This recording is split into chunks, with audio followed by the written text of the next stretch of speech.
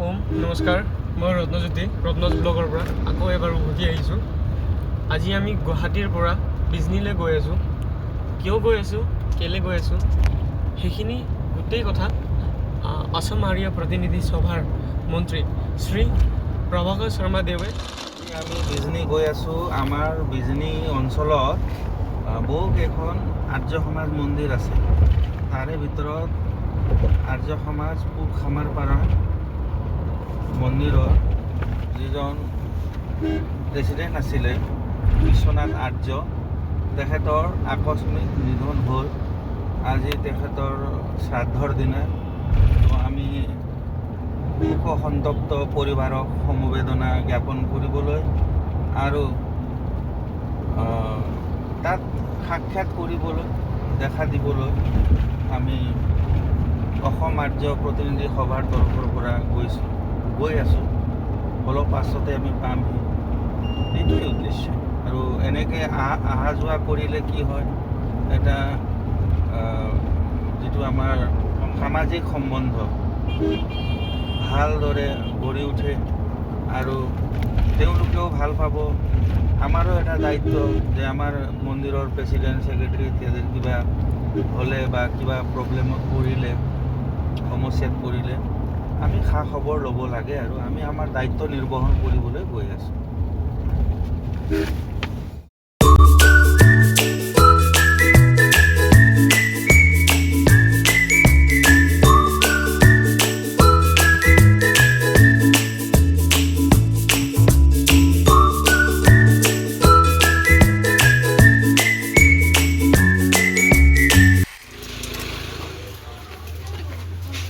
আমি উপস্থিত হৈছোঁহি তেওঁলোকৰ ঘৰত। শ্ৰাদ্ধ আছে তেওঁলোকৰ।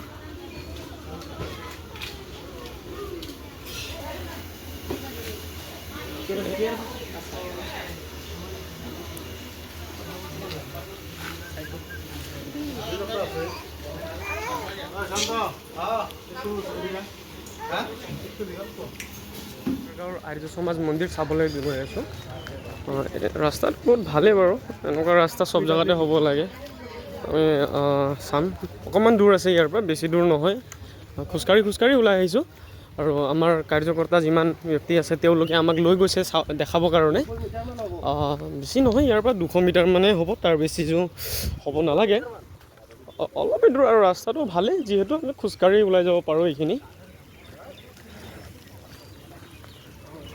জেগাটো চব ভাল, বঢ়িয়া জেগা হয়, বেয়া নহয় ইমান ভাল, বহুত ভাল জেগা হয়।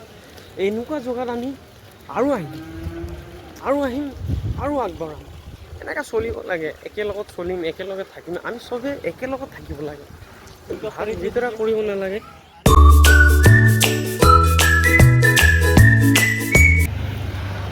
এয়া আৰ্য সমাজ মন্দিৰৰ কাম চলি আছে এতিয়া বৰ্তমান। যিহেতু এজন ব্যক্তি ঢুকাইছে, তাৰ বাবে আজিৰ কাৰণে কামটো স্থগিত কৰা হৈছে। কিন্তু বহুত ধুনীয়াকৈ বনাই আছে। চাওক আপোনালোকে নিজে একবাৰ, ইমান ধুনীয়াকৈ বনাইছে, ইমান ইটা চিটা, ইমান ডাঙৰকৈ। এইখিনি মাজতে আমাৰ যজ্ঞকুণ্ড হ'বগৈ। এইখিনিত যজ্ঞকুণ্ড হ'ব, বাথৰুম বনাইছে। এইটো এটা জিৰণি কক্ষ বনাব তেওঁলোকে পাছলৈ। বৰ্তমানটো বস্তু ৰখাকৈ ৰাখিছে, পাছলৈ জিৰণি কক্ষ বনাব। এয়া চাওক, ইমান ধুনীয়া। আপোনাক মই ওচৰৰ পৰা দেখাই দিছোঁগৈ। এইখিনিত আমি যজ্ঞ স্থান বনাব। ইয়াত আমি হোম কৰিম, যজ্ঞ কৰিম। আৰু ইমান ধুনীয়া স্পেচ। আপোনালোকে ওচৰতে হাইৱে আছে, ইমান ধুনীয়াকৈ চাওক। বাথৰুম চাথৰুম চব ইমান ধুনীয়াকৈ বনোৱা হৈছে। এইটো চাওক।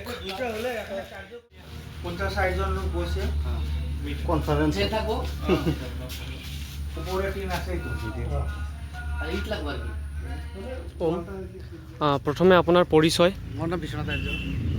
এইখিনি জেগাত আপোনালোকে কি কৰিব বিচাৰিছে আৰু কি কৰিম বুলি ভাবিছে, এইখিনি গোটেইখিনি কথা আমাক বিস্তাৰভাৱে যাতে জনায়। ইয়াত মানে আমি ভাবিছোঁ যে আৰ্য মন্দিৰ কৰিম, এইটো কাম কৰি আছোঁ আৰু কি। আৰু চৰকাৰে ডনেশ্যন দিব অলপ, মন্দিৰটো কৰিম। আৰু এইটো কামো বাকী আছে, এইটো কৰিব লগা কাম আছে বাকী। এইটো মন্দিৰ কৰাৰ উদ্দেশ্যটো অলপ বুজাই দিলে ভাল হ'ব। মন্দিৰ কিহৰ মন্দিৰ হয় আৰু কেনেকুৱা মানে উদ্দেশ্যটো কি ইয়াৰ? মন্দিৰ হ'লে আমাৰ ভাল হয়। আমি আৰ্যৰ নিয়ম কানুন আমি সকলোৱে জানিম, হয় আৰ্য কি হয় আমি এইটো সকলোৱে বিস্তাৰ কৰি জনাব পাৰিম আৰু প্ৰচাৰ হ'ব। হয় এইটো আৰু কি আজি লোক একজুট হ'ব। আমি সকলোৱে মিলি জুলি কৰিম আৰু কি একজোট হ'ব। আৰু ধন্যবাদ। আমাৰ মাজত আজি অসম আৰ্য প্ৰতিনিধি হোৱাৰ পৰা আমাৰ সভাৰ মন্ত্ৰী প্ৰভাকৰ শৰ্মাজী উপস্থিত হৈছে। তেখেতে একাক দুই শব্দ তো আজি আমি আহিলোঁ বিজনীত, এইটো পূব খামাৰপাৰা অঞ্চলত। ইয়াত দেখি বিৰাটেই ভাল লাগিলে। আগতেও 2-3 বাৰ আহিছোঁ, কিন্তু এনেকৈ আৰ্য সমাজ মন্দিৰ পৰিসৰত অহাৰ সৌভাগ্য পোৱা নাছিলোঁ। আজি ইয়াত আহি স্থানীয় আৰ্য সমাজৰ সদস্যবৃন্দৰ লগত এনেকৈ উপস্থিত হৈ তেওঁলোকৰ যিটো ভৱিষ্যতৰ পৰিকল্পনা শুনি মানে বহুত আনন্দিত হৈছোঁ। তেওঁলোকে গভৰ্ণমেণ্টৰ পৰা 1.5 লাখ টকা এটা অনুদান পাম বুলি আশাৰে এটা মন্দিৰৰ এইখিনি কাৰ্যক্ৰম আৰম্ভ কৰিছে। এইটো যজ্ঞশালা হ'ব, বৈদিক যজ্ঞশালা। ইয়াত লেট্ৰিন বাথৰুমো তেওঁলোকে নিজৰ পুৰুষাৰ্থত আৰম্ভ কৰিছে। সৰুকৈ এটা হল নিৰ্মাণৰো তেওঁলোকে চিন্তা কৰিছে, যাতে সভা মেল মিটিং আদি সিহঁতে কৰিব পাৰে। আৰু মাটি ইয়াত 25 লেচা মাটি তেওঁলোকে বহুত কষ্টৰে উপাৰ্জন 35 লেচা মাটি আছে বুলি এতিয়া জানিবলৈ পাইছোঁ। আৰু আটাইতকৈ ডাঙৰ, তেওঁলোকে ইয়াত প্ৰায় 70 পৰিয়াল ইয়াত একত্ৰিত হৈ এই ধৰণেৰে আৰ্য সমাজৰ লগত জড়িত হৈ আৰ্য সমাজৰ প্ৰচাৰ প্ৰসাৰ কৰি আছে।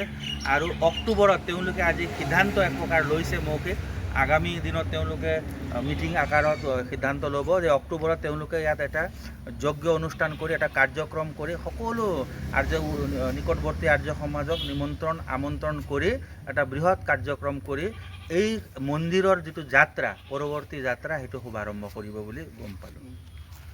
ঠিক আছে, এইখিনি কথাই আমি আজি গম পালোঁ। পৰৱৰ্তী কালত আৰু জানিম আমি। এইখিনি আছিলে আমাৰ ব্লগ। আপোনালোকে চালে তাৰ বাবে ধন্যবাদ। আৰু যদি ব্লগটো আপোনালোকৰ ভাল লাগিল তেনেহ'লে লাইক, কমেণ্ট আৰু শ্বেয়াৰ কৰি দিব, আৰু লগতে ছাবস্ক্ৰাইবো কৰি দিব। ধন্যবাদ।